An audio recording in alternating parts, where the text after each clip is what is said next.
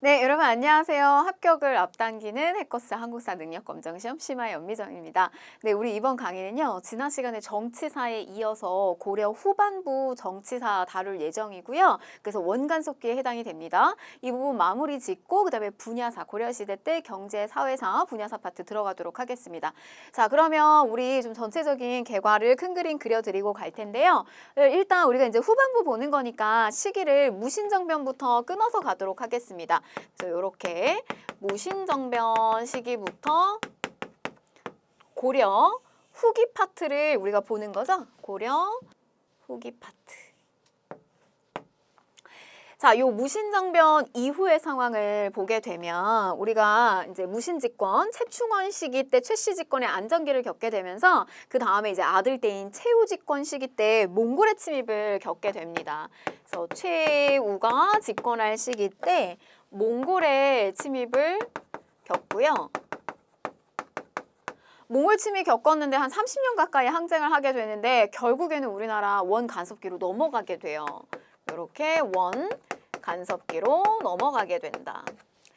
근데 뭐 이 시기를 우리가 원식민지라고 하지 않거든요. 그러니까 우리나라의 주권이 완전히 빼앗긴 거는 아니고요. 우리나라를 이렇게 간섭하는 어떤 통치기구를 만들기도 하고 이런 식으로 해서 끌고 가게 됩니다. 부마국이라고 하는 나라의 체제로 끌고 가기도 해요. 뭐 본론 들어가서 이제 배우게 될 거고요. 그런데 우리가 이렇게 원 간섭기로 들어갈 때 그럼 우리는 가만히만 있었느냐? 뭐 그렇지는 않았습니다. 우리 이제 왕들도요. 적극적으로 이게 원나라로부터 좀 털쳐지려고 많이 노력을 했습니다. 그래서 당시에 충자 붙은 왕이 나와줘야 되겠죠. 그래서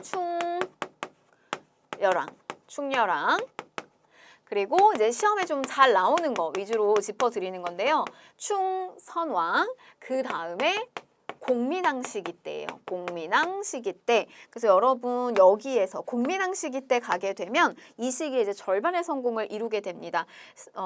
시험적으로는 여러분들 여기 충선왕, 그다음에 충렬왕도 문제가 출제가 될 수 있어요. 사실 충자부터 왕들 이거보다 더 많거든요. 여러분들한테 좀 잘 나오는 거 위주로 짚어드리는 거고 공민왕 시기 때 개혁을 절반 정도 성공할 수 있었던 이유는 뭐냐면 바로 몽골의 원나라가 지고 그다음에 한족의 이 명나라가 자리를 차지하게 되는 원명 교체기로 넘어가는 시점을 타서 개혁 정책을 좀 적극적으로 할 수 있었다는 점이에요. 자, 그 다음에 이제 후반부로 들어가게 되면 공민왕 이후에 우왕좌왕 하다가 끝난다. 우왕,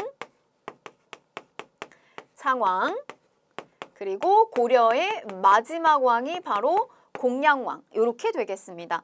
그러면 이제 여러분들이 요 어떤 전체적인 틀을 봤는데 지금 여기서 보시면 외침 하나만 좀 더 설명을 드리면 이렇게 이제 몽골 침입이고요. 그다음에 홍건적의 침입이 공민왕 시기 때 개혁을 중단시키기도 하죠. 홍건적의 침입. 뭐 이거 우리가 대외관계 파트에서 지난 시간에 했기 때문에 그냥 다시 한번 복습하는 겁니다. 그다음에 우왕좌왕 할 때 외구의 침입이 또 있었구나. 요 정도까지.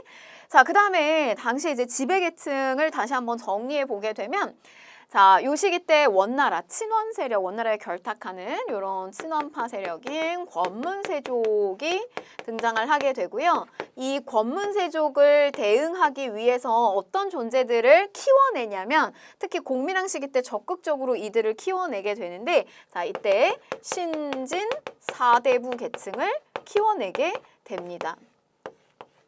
음서를 타고 들어오는 권문세족하고는 좀 전형적으로 기질적으로 다릅니다. 과거 시험 거쳐서 많이 들어오게 되고요.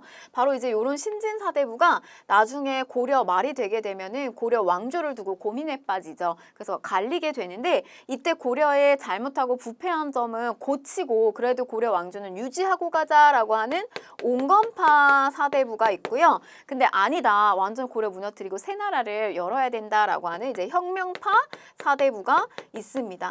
바로 요렇게 이제 갈래가 형성되는 과정 속에서 고려 말에는 이렇게 왜구를 격퇴한다든지 이런 쪽에서 이제 새롭게 부상하고 인기를 얻게 되는 신흥 무인 세력들이 인기를 얻어요. 그래서 요 시기 때 이제 신흥 무인 세력, 예를 들면 이성계나 최영 같은 그래서 바로 요 신흥 무인 세력과 혁명파 사대부가 손을 맞잡게 되면서 대표적으로 이성계죠. 그리고 이 혁명파 사대부는 뭐 이름도 굉장히 막 아주 적극성이 아주 있는 정도전, 그다음에 조준 이런 사람들 혁명파 사대부하고 손을 잡아가지고 조선이라고 하는 나라를 건국하게 된다. 요렇게 흘러가게 되겠죠. 요게 이제 전체적인 골격이라고 보시면 되겠습니다. 자, 그러면 우리가 교재 가지고 넘어가면서 보도록 할게요. 자, 하겠습니다. 원나라의 내정 간섭을 받게 되는데 우리는 이제 부마국 체제, 부마국이다 이렇게도 불리었어요. 이게 뭐냐면 고려 왕이 어렸을 때부터 가서 원나라의 교육도 받고요. 그 다음에 또 성장을 하게 되면 몽골인 공주를 데리고 고려로 들어와서 왕이 됩니다. 그러니까요, 사실 적극적으로 개혁 정책을 펼치기가 굉장히 어려움이 있었어요. 공주하고 사이도 굉장히 안 좋았겠죠. 그래서 원의 공주와 결혼해서 고려가 원의 부마국이 되면서 원나라의 명령에 의해서 국왕이 자주 바뀌는 이런 일들도 있었습니다. 갈등이 굉장히 심했고요. 자, 그 다음에 이제 중앙간제를 격화시킨다라고 했는데 이성을 첨입으로, 이거는 뭐냐면 중서문화성, 상서성, 이게 이성이잖아요. 그걸 하나로 다 통폐합한 거예요. 첨이부. 그 다음에 육부인데 이부하고 예부를 통합시키고요. 그 다음에 공부는 없애버려요. 그래서 6개를 4개로다가 통폐합시킵니다. 사사로. 그래서 일부, 사사체제 이렇게 바꿔버리고요.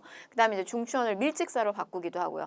또 왕실의 호칭을 격화시키기도 합니다. 뭐 왕의 묘호 이런 거는 전혀 반영되지 않고 충성할 충자를 써가지고 누구한테 충성한다? 원에 충성한다. 충여랑, 충선왕 이런 표현을 썼고요. 그 다음에 폐하를 저하로, 또 태자를 세자로서 이렇게 격화되는 모습들이 보여지더라. 자, 그 다음에 원나라의 목표는요. 이제 고려는 넘어섰어요. 그래서 고려를 타고 어디로 가는 거냐면 거기 이제 바다를 건너서 일본으로 가는 겁니다. 일본 원정에 나서요. 그래서 요게 이제 말 그대로 동쪽을 정벌하기 위한 행성을 설치합니다. 그래서 충렬왕 시기 때 일본 원정을 위한 저 정동 행성을 설치해서 일본 원정에 2차례 나서는데요. 태풍을 만나가지고 다 뒤집어져요. 깨집니다. 일본에서는 아, 우리 살았다. 바로 이 태풍 때문에 신풍이라고 불렀어요. 이게 우리 2차 세계대전 때 막 이게 완전 이게 자폭기구였던 그 가미카제라고 하는 그 가미카제 특공대 이름이 붙였던 그게 신풍이에요. 그게 바로 여기서 나왔던 바람입니다. 바람. 그래서 일본은 이 바람 때문에 결국에는 이 원나라에서 일본을 정벌하려고 했었던 시도를 결국 좌절시켜요. 근데 뭐 여러분 생각해 보세요. 저거 원정 꾸려가지고 갈 때 저기 있는 군사가 다 고려 군사죠. 고려 군사와 고려의 자원 이런 걸 다 싣고 가서요. 저걸 원했던 거는 원나라였지만 우리의 백성들이 많이 희생을 당했던 겁니다. 자, 일본 원정이 끝난 다음에 이 정동 행성의 사법기구였던 이문소라고 하는 기구가 있어요. 저게 오히려 고려의 내정 간섭을 굉장히 심하게 했고요. 자, 그 다음에 다루가치. 원나라가 내정 간섭을 위해서 감찰관으로서 이 다루가치를 또 파견을 하게 됩니다. 자, 그 다음에 이제 영토 상실인데요. 다른 곳은 이렇게 간접적으로 통치를 하는데 우리나라 주권 뺏지 않고, 근데 이 부분은 영토 상실이 이루어졌어요. 저걸 이제 직접적으로 통치를 했는데 그 중에서 이제 천령 이북의 땅이었던 화주 지역에 쌍성 총관부를 설치하고요. 그 다음에 동령부 서경입니다. 평양에다가 동령부를 설치해서 저기가 영토가 상실이 되고요. 그 다음에 탐나는 제주의 옛날 명칭이에요. 그래서 탐나 총관부라고 하는 통치 기관을 설치해서 이 지역을 직접 다스리는 모습도 보여줬습니다. 저 3군데. 근데 저게 어떻게 우리한테 우리 손으로 어느 시점에서 돌아오는지를 좀 눈여겨보셔야 돼요. 자, 요거 뭐 위치 한번 보실게요. 위치 보시면 여기가 이제 쌍성총관부 오시고, 그 다음에 여기 서경 일대 동령부가 설치가 됐고요. 그 다음에 이제 요 아래쪽에 이제 탐라총관부가 설치가 됐다라고 보시면 됩니다. 뭐 지도 여러분 미리 보실 수 있겠지만 보시면은 바로 이제 요 지역이 빼앗겼다가 언제 공민왕 시기 때 여기를 다시 되찾아오게 돼요. 자, 그 다음에 뭐 여러분 이제 우리가 식민지는 아니었지만 엄청나게 많은 인적과 물적 수탈을 당했습니다. 그래서 여성들은 공녀로서 징발이 됐고요. 그래서 혼인을 하지 않은 젊은 어린 여성들이 저렇게 고려의 처녀들이 원나라에 공녀로 많이 갔어요. 그래서 뭐 몹쓸 짓을 당하기도 하고, 근데 운이 좋으면 예를 들면 이렇게 조금 지배층에 뭐 부인으로 들어가기도 하고요. 근데 아주 운이 좋은 케이스가 있었어요. 이거 우리 드라마 기황후라고 하는 걸로 한번 했었는데 우리 고려의 요 몽골로 이제 공여로 갔던 그 여인이 당시에 이제 몽골의 원나라의 그 황제 제2 황후의 자리까지 올랐던 여인이에요.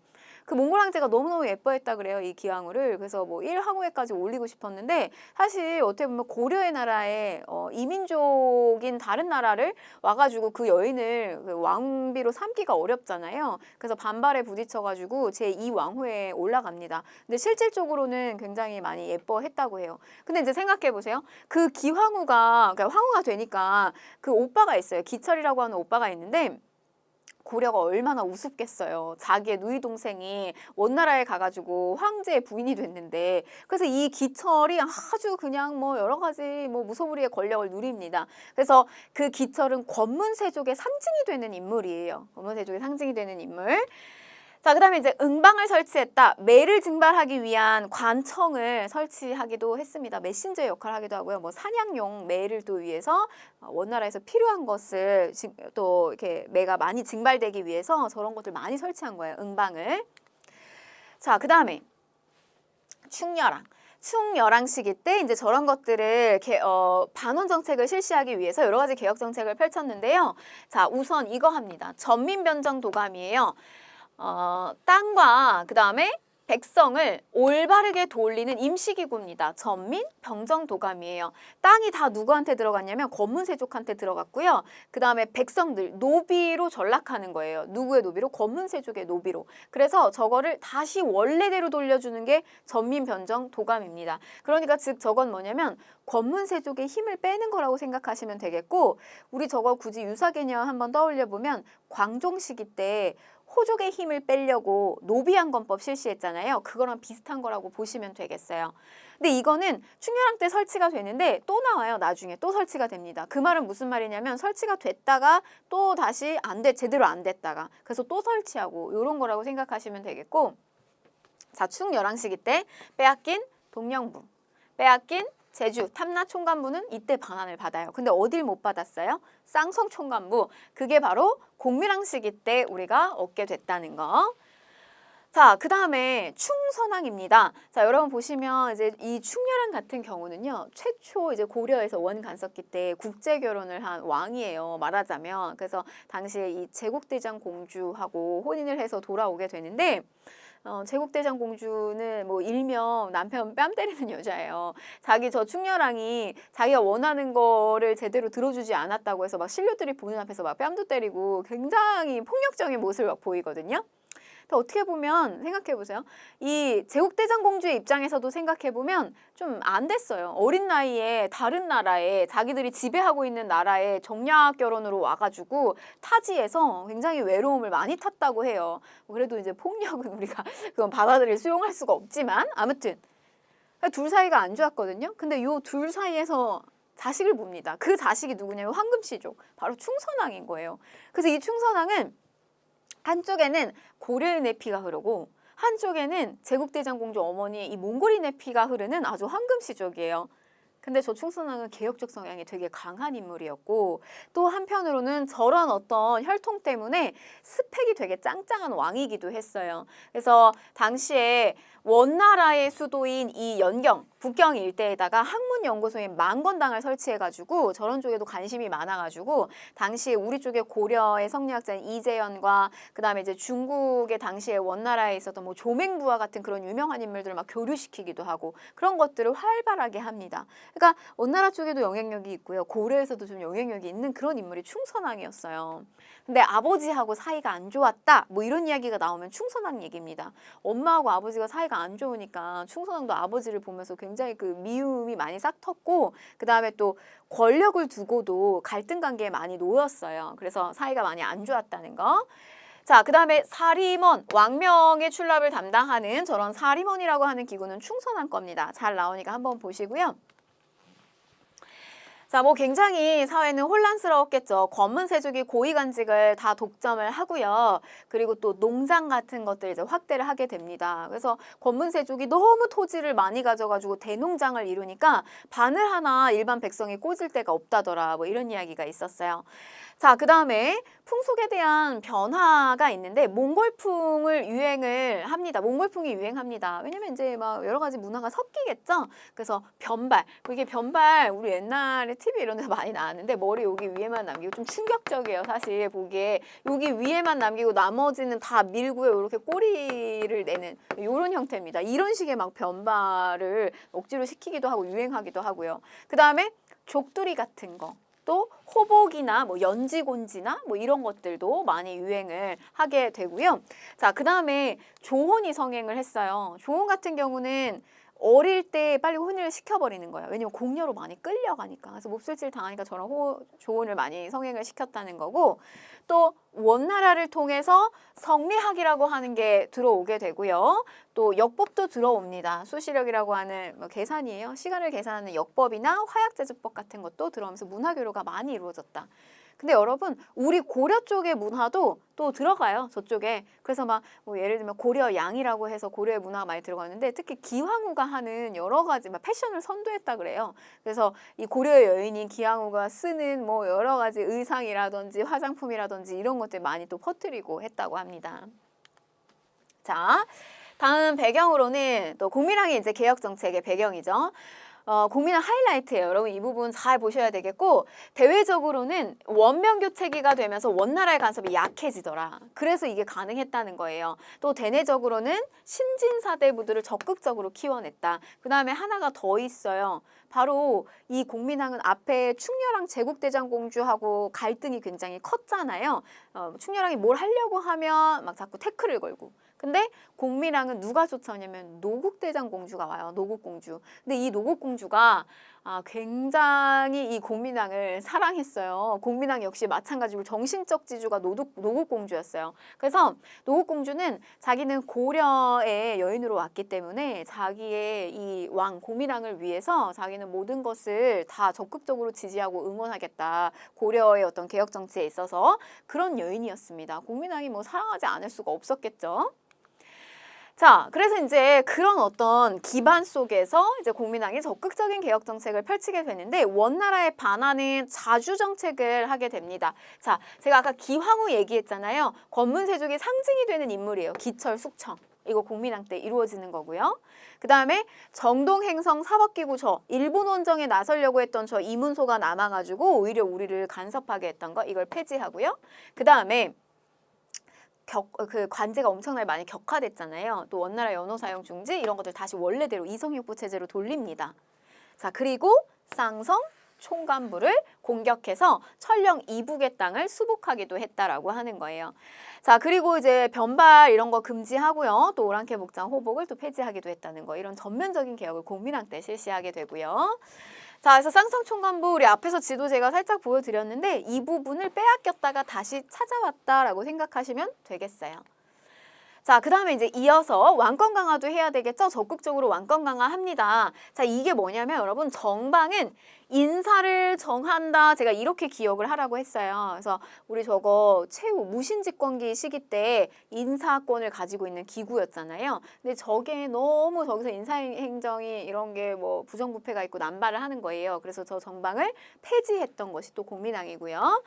자, 그 다음에 성균관. 이거 유학교육기관 키웁니다. 그래서 여기에서 신진사대부들 자꾸 키워내는 거예요. 이것도 적극적으로 한 거고요. 근데 이제 성균관을 순수 유학교육기관으로 개편했다라고 하는 거는 저기에서 기술교육도 다뤘는데 기술교육을 별도로 뺐다는 의미가 들어가 있어요. 그냥 가볍게 이해하고 넘어가시면 되겠고, 자, 전민변정도감 또 나오네요. 다시 한번 설명을 드리면 땅과 그 다음에 백성이 있는데요. 이거 다 권문세족한테 빼앗긴 땅, 그 다음에 억울하게 노비가 돼서 권문세족한테 들어간 거를 올바르게 돌린다는 거예요. 그래서 노비가 된 건 양인으로 돌려주기도 하고 권문세족한테 다 들어갔던 토지를 다시 돌려가지고 백성들한테 나눠주기도 하고요. 저런 임시기구가 전민변정도감이었어요. 저거 누가 했냐? 바로 이 신돈을 주축으로 했다.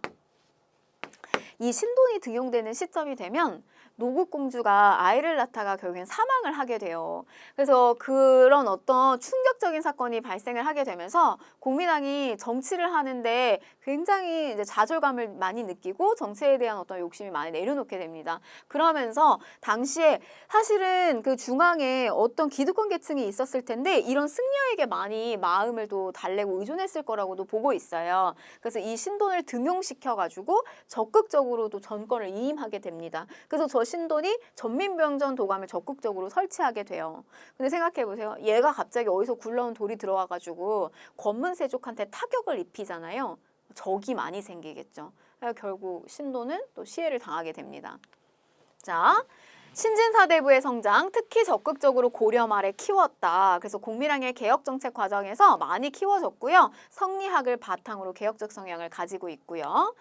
자, 근데 이제 이게 나중에 이 신진사대부가 둘로 나뉘죠. 하나는 이제 온건파 사대부, 그다음에 하나는 혁명파 사대부로 나뉘게 되는데 온건파 사대부 같은 경우는 정몽주, 이색 이런 인물들 대표적이고요. 역성혁명은 성을 갈아엎는 거예요. 왕씨 성을 갈아엎고 무슨 성으로? 이씨 성으로 가는 거 이런 거 반대하는 겁니다. 근데 혁명파 사대부에는 삼봉 정도전, 조준, 그래서 조선 건국을 주도하게 되죠. 그래서 저 정도전이라고 하는 인물이 결국 이성계를 추대하게 되면서 조선이라고 하는 나라를 건국하는 쪽으로 가게 됩니다. 자, 신흥 무인 세력 최영과 이성계 등이 바로 이제 저렇게 홍건석과 왜구를 격퇴하는 과정 속에서 신흥 무인 세력으로 성장을 하게 되고요.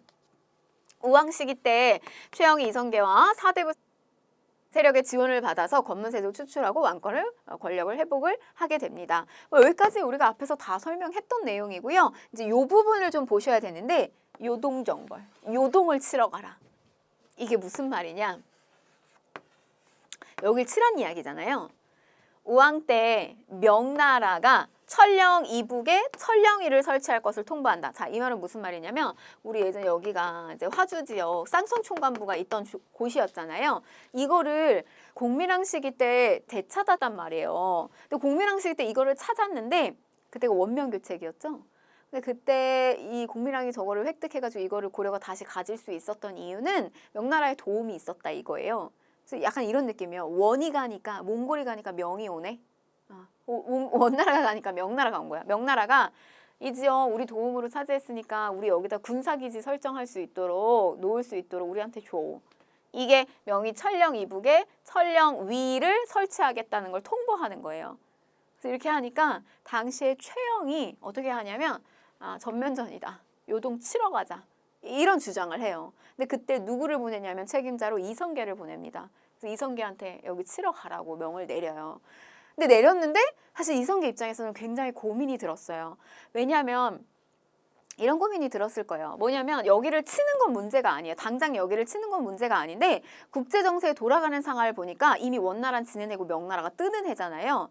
그럼 여기를 치고 난 다음에 명나라가 주도권을 이후에 더 짱짱하게 잡게 되고 나면 분명히 여기를 친 사람에 대한 책임 소재를 물어야 될 수밖에 없는 상황이 올 거란 말이에요. 그랬을 때 이성계는 희생양이 될 가능성이 굉장히 높다는 거죠. 그래서 이성계는 고민을 굉장히 많이 하면서 근데 선배격이에요, 최영이. 그래서 저 말을 거절할 수가 없어요. 기어서 갑니다. 그래서 가요. 완전 뭐 엉금엉금 기어서 갔다 그래. 가가지고 여기 압록강에 있는 여기 위하도가 있어요. 섬입니다. 위하도라고 하는 섬에서 고민을 하면서 우리가 저 큰 나라를 칠 수 없는 4가지 이유를 만들어요. 그 논리를. 그리고 결정을 합니다. 돌려요. 회군, 위하도 회군을 결정합니다. 여기서 나오는 사불가로는 여러분들한테 일일이 암기하라고는 안 나올 거예요. 뭐 작은 나라가 큰 나라를 치면 안 되고 지금은 뭐 아직 지금 장마철이어가지고 악교라든지 이런 활의 악교가 녹아서 뭐 전쟁을 잘 할 수가 없으며 그 다음에 나라를 잠시 비웠을 때 외국가 침입할 이유가 있고 뭐 이런 이유들 4가지 이유를 들게 됩니다. 그래서 결국에는 반대하면서 여기서 만들어서 돌립니다. 이때 간 거보다 한 절반 만에 돌아왔다 그래요. 아주 빠르게. 그래서 돌려서 온 다음에 어떻게 해야 되겠어요? 단박에 제압을 해야 되겠죠. 그래서 우왕과 최영이 요동정벌 명령하자 이성계가 위하도 회군에서 회군을 당해하고 당시 이제 최영을 진압하고요. 그다음에 이제 실권을 잡게 되는 요게 바로 위하도 회군입니다. 자, 그러면 문제 한번 풀고 가도록 하겠습니다. 자, 밑줄근 이 시기에 있었던 사실로 옳은 것을 골라라라고 했는데 이곳은 김만경의 묘입니다. 이렇게 구체적으로 항상 내용은 좀 바뀔 수 있어요. 다양한 내용들이 나올 수 있는데 그는 개경 환도 이후에 개경으로 환도하고 난 다음에 몽골의 간섭이 본격화된 이 시기니까 원간섭기네요.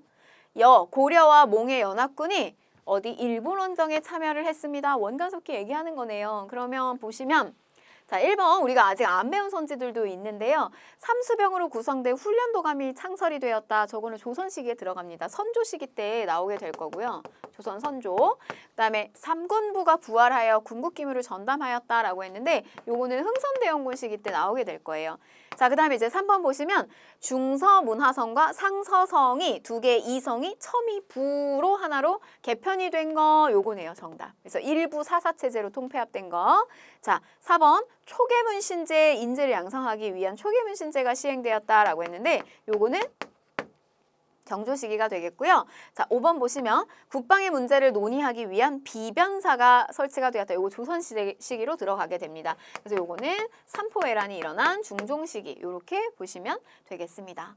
자, 그래서 우리가 지금 마지막 정치적 상황을 좀 살펴봤는데요. 그래서 요 마지막의 상황은 제가 앞에서 개괄을 다 해드렸기 때문에 위화도 회군 이후에 실권을 이성계가 잡고 그 다음에 이제 혁명파 사대부하고 손을 잡아서 이제 조선이라고 하는 나라를 건국하는 쪽으로 가게 되는 겁니다. 정치사는 고려사 정치사는 여기서 이제 마무리가 됐고요. 자, 우리가 이제 기출주제 22에서는 고려의 경제와 사회를 좀 살펴보게 될 텐데 이 고려의 경제 파트와 관련해서 아주 단골로 출제되는 게 바로 뭐냐면 첫 번째는 전시과예요. 전시과. 관리들한테 주는 봉급의 개념입니다. 그래서 고려 시기 때 관리한테 주는 게 뭐냐라고 물어보면 전시과가 출제가 될 거고요.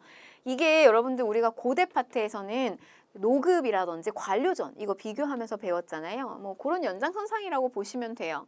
자, 그 다음에 고려의 경제 같은 경우는 우리 수공업이나 그 다음에 이제 상업이나 농업이라든지 이런 것들이 점차적으로 발달을 하게 됩니다. 점점 더 발달해요. 고대보다 이제 더 발달을 하게 되는데 그러나 조건 자체가 아직은 국가 차원에서는 이걸 누른다거나 상업이나 이런 걸 누른다거나 이렇게 하지 않은데 조건적인 게 많이 따라주지는 않아요. 그래서 그런 정도의 수준에서의 경제활동이 보여지는 거.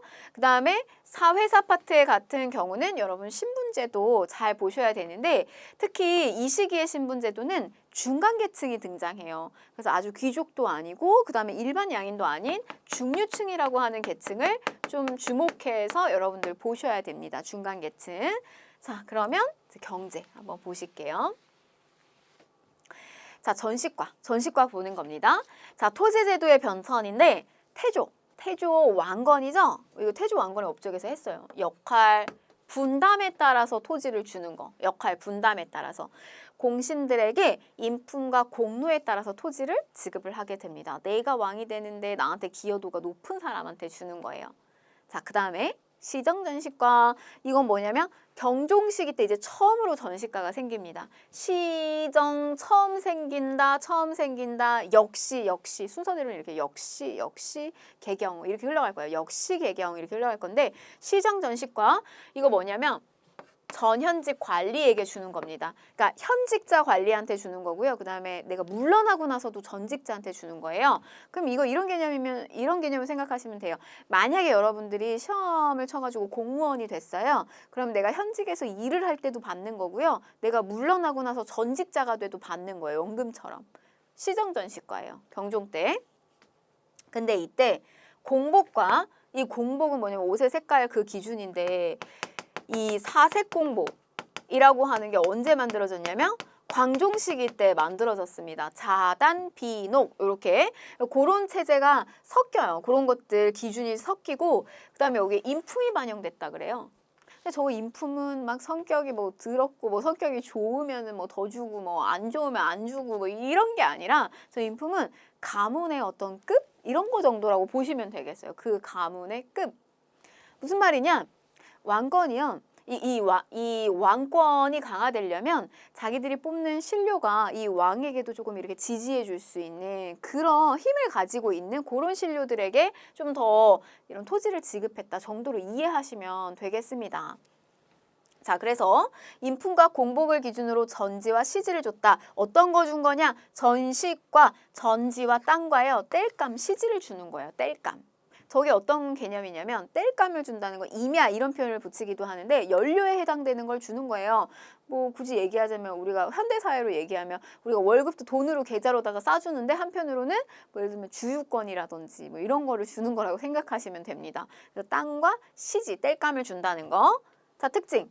근데 이제 뭘 주는 거냐면 완전히 갖는 땅을 주는 게 아니에요. 이 전시과를 줬다라고 할 때는 소유권이 아닌 조세를 받을 수 있는 권리인 수조권만 지급이 됐다라고 하는 겁니다. 세습이 불가능하고요. 자, 이 말은 무슨 말이냐면 세금을 걷어갈 수 있는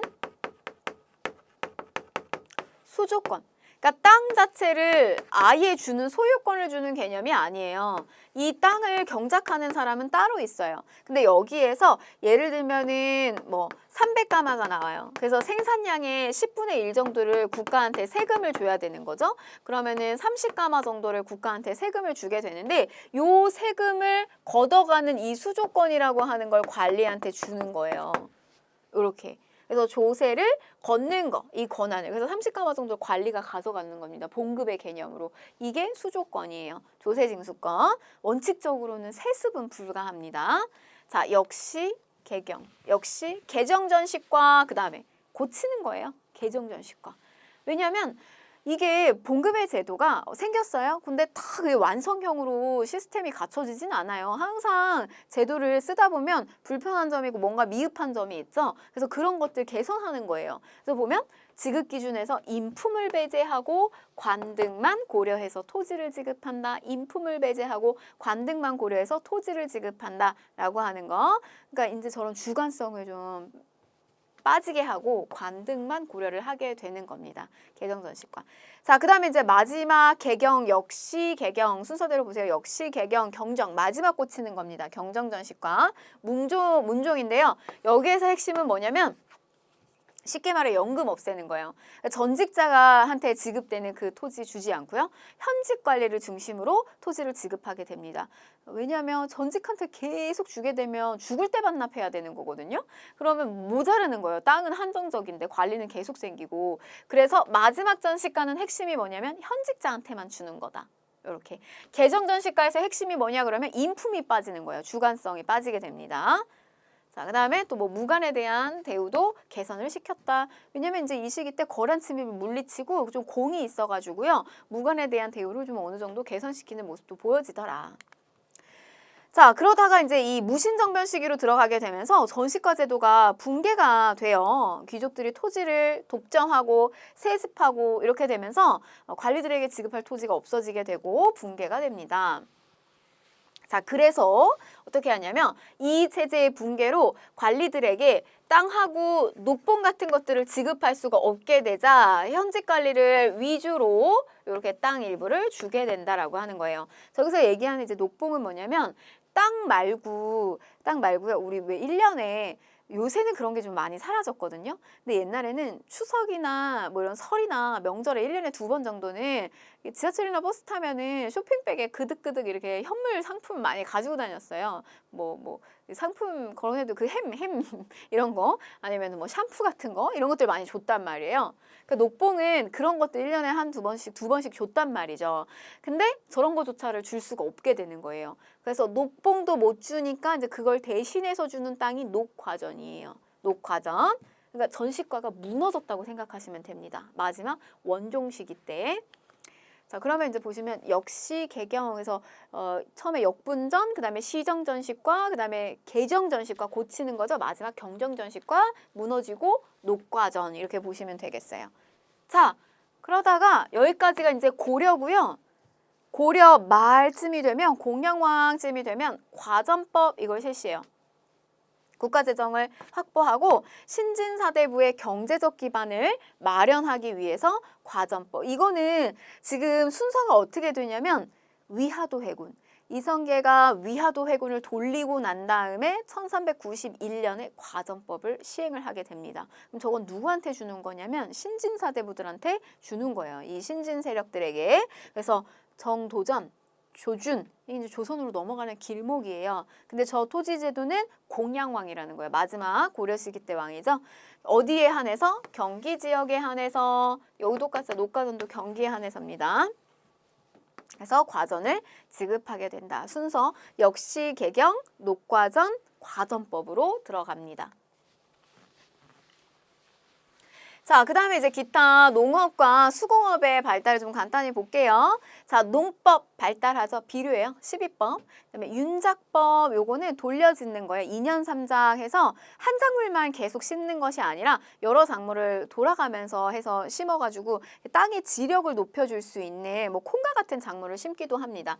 그런 윤작법, 그다음에 이양법의 농법이 들어오기도 했다는 거예요. 이양법은요, 이렇게 모판에다가 이미 심어가지고 얘를 키운 다음에 얘를 옮겨 넣는 작업을 하는 거예요. 씨를 직접 뿌리는 게 아니라. 자, 그 다음에 목화씨 들어와요. 공민왕 무렵 때 들어오거든요. 문익점이. 근데 원나라에서 목화씨를 가져와서 재배에 성공시키는데 저거를 성공시키는 거는 장인어른인 정천익이라고 하는 인물이 성공을 시켜요. 그래서 저거 목화는 우리의 백성들, 우리의 어떤 많은 사람들한테 큰 기여도가 있는 사건이거든요. 왜냐면 저게 들어오고 난 다음부터는 그냥 꺼끌꺼끌한 거 삼배 같은 게 아니라 이제 면직물이 보급이 됐어요. 그래서 뭐 귀족들이야 비단 같은 거 입었지만 백성들 꺼끌꺼끌한 거 많이 입었는데 이거 들어오고 난 다음부터 우리의 의 생활이 되게 달라졌습니다. 너무너무 중요한데 문씨 집안에서 저거 피운 거다. 아니다. 장인인 정씨 집안에서 피운 거다. 이런 이야기가 나오기도 해요. 자, 그 다음에 기피가리의 일반화. 소를 이용한 기피가리가 일반화되었다. 여러분 만약에 우경실시 이러면 지증화 가셔야 되고요. 이런 기피가리가 소를 이용한 기피가리가 일반화됐다 이러면 고려 시기 때 들어옵니다. 자, 또 농서가 보급되는데요. 농상지표라고 하는 것이 원나라로부터 소개예요. 농상지표. 근데 여러분들 여기서 같이 생각하시면 좋은 게 농사직설. 많이 들어보셨잖아요. 이거 언제 쓴 거냐면 세종 시기 때 쓴 거란 말이죠. 그래서 저 농산지표는 소개에서 들여온 거고 농사직설 같은 경우는 조선의 세종 시기 때 저거 너무 우리 땅에 안 맞는 거예요. 농법 기술 아무리 좋으면 뭐예요. 우리 땅에서 해본 게 아닌데. 그래서 농사직설을 통해서 우리나라 영토에 맞는 농사법을 또 만들어서 퍼뜨립니다. 자, 그 다음에 수공업인데 이 수공업은 물건을 만드는 거죠. 제작하는 거예요. 전기와 후기로 나눠서 보시는데 고려 전기에는 관에서 주도한다. 관청수공업. 또 어디에서? 향부곡소라고 하는 이제 소에서 주민들이 관청의 곡물로 납분하는 것을 요 소수공업이 발달이 됐고요. 자, 그 다음에 고려 후기에 가게 되면요. 점차 집안에서도 물건을 만드는 모습들이 보여요. 또 심지어는 이제 승려들이 만들기도 합니다. 절에서 만들어요. 그래서 메이드 인 절. 이게 너무 인기가 많았어요. 막 승려들이 막 수행한 다음에 집중적으로 물건을 만들어내니까 얼마나 이게 섬세하고 물건을 잘 만들겠어요. 그래서 종이 같은 거, 그다음에 술 같은 거 빚는 거 너무너무 잘합니다. 근데 그러면 돈이 많이 생기겠죠. 절이 막 승려들이 뭐 외제차 끌고 다니고 막 이런 현상이 일어나는 거예요. 그래서 완전 이제 불교가 타락하는 모습이 보여집니다. 고려 말에. 자, 그 다음에 도시에서 상업, 시장 발달합니다. 개경과 서경에 시장이 많이 설치가 됐고요. 그 다음에 또 여기에서는 나라에서 운영하는 관영 상점들이 열렸어요. 또 서적점, 책 파는 곳, 뭐 약점이라든지 약국이죠. 다점, 차 파는 곳이죠. 뭐 별다방 이런 곳이죠. 이런 곳이 운영이 되기도 했고요. 그 다음에 이렇게 시장이 있으면 이 시장의 상업 활동을 관리 감독하는 경시서가 있습니다. 우리 예를 들면 요게 있었잖아요. 동시, 지증왕 때 뭐가 있냐면 이걸 관리 감독하는 동시전이 있었다라고 하는 거. 자, 그 다음에 화폐주죠. 화폐, 건원중보. 화폐는요 나오기는 하는데 고려 시기 때 나와요. 그래서 최초의 화폐다라고 하면 우리나라 최초의 화폐다라고 하면 성종 시기 때 권원중보를 떠올려 주세요. 근데 활발하게 유통이 됐다라고 하면 상평통보, 조선 후기 때 상평통보 이렇게 나올 거예요. 그래서 최초의 화폐 권원중보 잘 나오고요. 그 다음에 활발하게 유통된 거 상평통보 잘 나올 겁니다. 자, 그 다음에 숙종 시기 때 설치된 주전, 화폐를 만들어내자라고 하는 이 주전도감에서 주조된 화폐인 뭐 삼한 통보라든지 삼한의 통보, 그 다음에 해동 통보, 뭐 통하는 보배다 이런 뜻이에요. 저런 것들도 많이 화폐도 냈지만 잘 유통이 되진 않았다는 거예요. 자, 그 다음에 또 요거 숙종식이라는 거 좀 기억하셨으면 좋겠고요. 고액화폐도 나와요. 은으로 만든 은 한 근짜리를 만든 건데요. 이 뭐 우리나라 지형을 본다따 활구라고 해요. 여기 입구 자체가 이렇게 벌어져 있잖아요. 그래서 이걸 활구라고 표현을 합니다. 뭐 사진은 조금 큰데요. 실제로 조그마한 은 한 근짜리 이런 지형의 형태로 모습으로 있었어요. 이런 고액화폐도 있었다는 거. 자, 그 다음에 무역활동 활발히 했는데요. 예성강 하구의 병난도가 국제무역항으로 발전을 했고요. 아라비아 상인들하고도 교류를 활발히 했습니다. 그래서 우리나라가 코리아 고려로 알려지게 됐던 계기가 되기도 했고요. 자, 그 다음에 이제 송나라하고의 무역을 적극적으로 했죠. 우리 입장에선 받을 것이 많은 나라예요. 그래서 비단과 약재와 같은 사치품 같은 것들을 받았고요. 우리 쪽에서는 인삼, 고려 인삼 같은 것들을 수출을 했습니다. 자, 거란하고 여진하고의 관계를 보게 되면 농기구나 식량과 같은 생필품 줬어요. 우리는 모피, 말 같은 거 받았고요. 그다음에 아라비아 상인들하고 수은하고 향료 등을 또 수입하기도 했다는 거. 자, 그다음에 이제 우리가 이제 경제 파트 여기까지 살펴봤고요. 이제 사회사 좀 들어가서 보도록 하겠습니다. 항상 신분제도 먼저 보셔야 되는 거고 귀족층, 중간계층, 중류층, 양민, 성민 이렇게 내려갑니다. 자, 귀족층을 보게 되면요. 자, 기본적으로 왕족과 공신과 5품 이상이에요. 음서를 받을 수 있는 존재. 아빠 백 제가 이렇게 얘기했고 이 음서와 공음전의 혜택을 받을 수 있었다라고 하는 겁니다.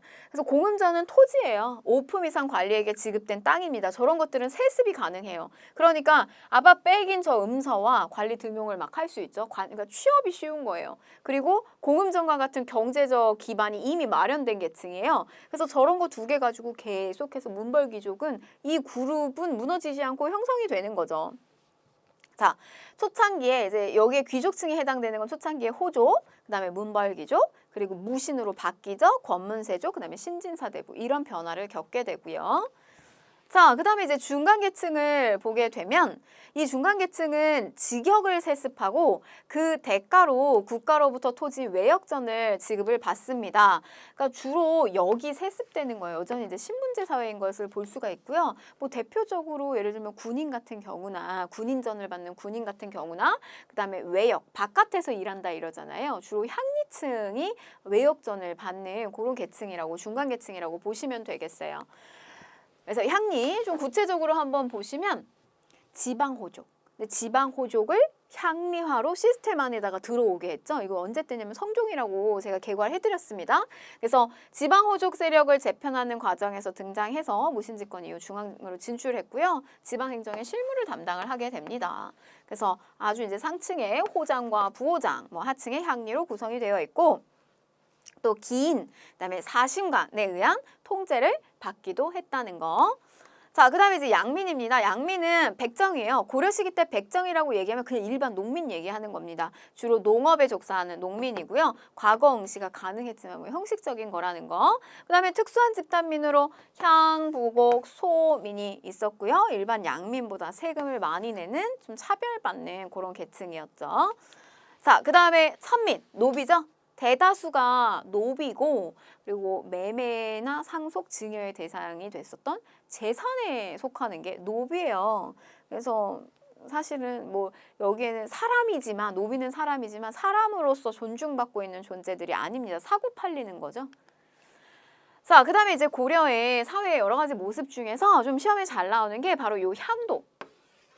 농민 공동 조직인 향도인데 저 향도는 원래는 처음에 출발은 불교 신앙단체로 출발했어요. 그래서 같이 모여 다니면서 한 번 모이면 뭐 100여 명 정도까지 막 몰리고 그래요. 그래서 저런 이제 단체들이 처음에 뭐 절을 짓기도 하고 탑을 하는데 뭐 기금을 모으기도 하고 그런 역할을 합니다. 근데 이 조직력이 생기는 거예요. 그리고 호장이 중심이 돼가지고 100여 명, 200여 명이 사람들이 몰리게 되니까 점차 마을의 공동의식을 주도하게 됩니다. 그래서 상여 메고 나가는 이 상여꾼 같은 것도 여기서 기반이 된 거예요. 조선 시기대로 넘어가게 되면. 그다음에 이제 향나무를 바닷가에 묻는 매향 활동, 외구가 너무 침입이 많으니까 저 향나무를 바닷물에다가 불려가지고 저거를 묻는 행위 같은 매양 활동을 했어요. 그래서 우리나라를 좋게 해달라라고 하는 뭐 미륵에게 구원을 받고자 하는 저런 행위들도 했었고, 자, 그래서 요거는 여러분 보시면 고려에 이렇게 구분을 하셔야 돼요. 초기에는 불교 신앙단체적 성격을 갖다가요. 이게 후기로 가게 되면, 그리고 조선 시기로 넘어가게 되면 마을 공동 의식을 주도하는 저런 조직체가 됩니다. 이렇게 좀 구분해서 공부하셨으면 좋겠어요. 자, 그 다음에 이제 기타 사회제도를 많이 갖추고 있었는데, 자, 제위, 보입니다. 보가 붙으면 요걸 이제 광종이고요. 빈민을 구제합니다. 자, 제위, 보는 원칙적으로 이렇게 기금이 있는 거예요. 기금이 있는데 여기에서 막 돈을 빌려주고 하게 되면서 이자가 발생해요. 그래서 이 이자를 가지고 계속해서 빈민을 구제하는 겁니다. 보가 붙으면 원금이 있고 이자를 만들어서 그걸 가지고 운영하는 거예요. 자, 그 다음에 의창, 의로운 창고, 흑창에서 간 거죠. 그래서 더 넓힌 거 의창. 자, 그 다음에 상평창, 성종시기 때 물가 조절기구 우리가 다 왕의 업적에서 했고요. 자, 구제 도감은 뭐냐면 갑자기 뭐 전염병이 돈다거나 뭐 이럴 때 병자의 치료를 위해서 설치한 임시기구적 성격을 가져요. 구제 도감. 해민국 뭐냐? 약국이에요. 예종시기 때 설치된 약국입니다. 자, 동서 대비원 의료원이에요. 환자의 치료와 빈민구제를 담당하는 의료원이라고 보시면 되겠습니다. 자, 그 다음에 이제 여성의 모습인데요. 여성의 역사와 관련해서는 시험에서 잘 출제는 안 돼요, 사실. 그리고 막 이름 있는 여성이 나오지도 않습니다. 근데 요 파트, 고려시대 때 여성의 지위를 물어보는 게 시험에서 나올 수가 있어요. 근데 여러분들이 구분을 하실 때 고려 여성과 조선의 여성을 이렇게 나눠서 공부하시면 안 되고요. 고려에서 조선 전기까지의 여성의 지위와 그 다음에 성리학이 정착하고 퍼져나가게 되면서 보여지는 여성의 지위, 조선 후기로 나누셔야 돼요. 그러니까 이 조선 전기, 조선시대라고 해서 예를 들면 심사인당 조선시기 인물이란 말이에요. 전기 인물이에요. 근데 심사인당이 막 남편한테 종속되는 모습을 보이고 아들만을 위해서 살고 이런 인물이 아니에요. 예술인입니다. 그림을 잘 그리고 이런 거에 능했던 사람이에요. 적극적인 여성이에요. 조선 전기 때. 그래서 고려에서 조선 전기 때 보여지는 여성의 지위는 조금 어느 정도 본인의 자율성이라든지 이런 것들을 갖추고 있었던 시기고 좀 동등한 대우를 받았던 시기입니다. 자, 그럼 보실게요. 고려사회. 남녀 차별 없이 균등하게 상속했어요. 이 말은 딸도 제사를 했다는 이야기예요. 딸도. 이거를 돌아가면서 한다. 윤회봉사 이렇게 얘기합니다. 윤회봉사. 자, 그 다음에 혼인. 여성의 이혼과 다시 혼인하는 제가가 가능했고 별로 차별받지 않았어요. 근데 조선 후기로 가게 되면 아닙니다. 자, 그 다음에 음서. 음서의 혜택은 사위도 받고 외손자도 받아요. 그런데 이제 조선으로 가게 되면 친가 쪽에만 몰리게 돼요.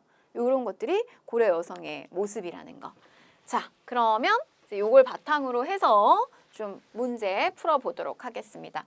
경제 부분 볼게요. 자, 중점적으로 특히 이거 잘 나옵니다. 토지제도 너무너무 잘 나오고요. 공부한 만큼 나오는 파트예요.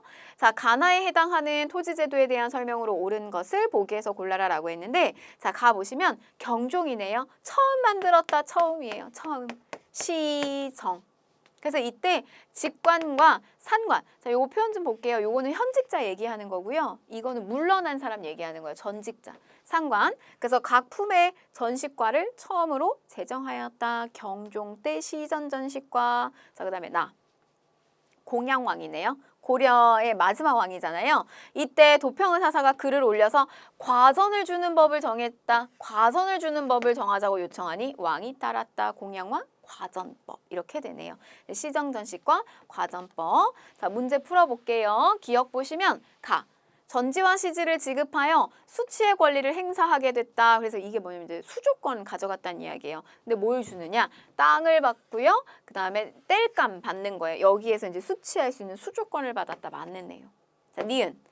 관리의 사망 시 유가족에게 수신전과 휴량전을 지급하였다. 이거는 과전법 구체적으로 나올 때 조선 파트에서 할 거고요. 자, 그 다음에 이제 디귿 보시면 나 지급 대상 토지를 원칙적으로 경기 지역에 한정하였다라고 했는데 녹과전하고 과전법은 경기 지역입니다. 전시과는 전체 대상이에요. 요거 맞는 내용. 자, 리을, 나. 관리에 인품과 공복을 기준으로 하여서 토지를 지급하였다라고 했는데 지금 보시면 관리에 인품 들어가고요. 그 다음에 공복, 사색 공복 들어가는 건 이거는 시정전시과에 해당되는 내용이에요. 과전법이니까 안 맞죠? 그래서 정답은 기억하고 디귿 이렇게 되겠습니다. 특히 잘 나오는 문제 요거 경제 파트 한번 풀어봤고요. 나머지도 여러분들이 다 좀 자율적으로 해설 보시면서 이렇게 푸실 수 있을 거예요. 자, 다음 강의 주제 고려시대 계속해서 이어서 나갈 겁니다. 복습 잘 하시고요. 다음 강의에서 뵙도록 하겠습니다.